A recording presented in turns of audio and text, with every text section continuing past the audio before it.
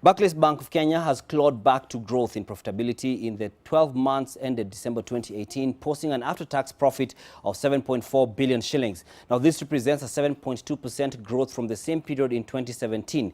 Julian Samboko with more details. A 66% jump in fees and commissions on loans and advances to 1 billion shillings helped lift Barclays Bank to growth in net earnings, even as growth in interest on loans remained sluggish at 1.3%. Despite clear indication of low appetite for risk, the bank's book of bad loans continued to grow by double digits, registering 10.5% in the period under review. Our NPLs have basically picked up from about 12 to about 13 billion shillings. It's about 10% increment in there.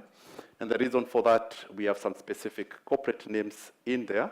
And then, of course, the impact also on IFRS 9, contributing to that growth. With the bank set to undergo transition from the Barclays to the Absa brand, the top management has sought to reassure investors that costs incurred will not impact the bank's performance and profitability. We're going to incur significant cost as part of the separation. In there, we're going to have issues to do with the technology, investments in technology. There is a lot of investments from a branding perspective. We will be getting capital support from our group, that's Absa Group. The bank's board has recommended a 10% increase in the full-year dividend payout to 1 shilling and 10 cents. With two slashes in the central bank's benchmark rate, 2018 presented a challenging year for commercial banks. Earnings presented thus far, however, indicate the industry remains resilient, even in the face of regulatory hurdles. Julian Amboko, NTV.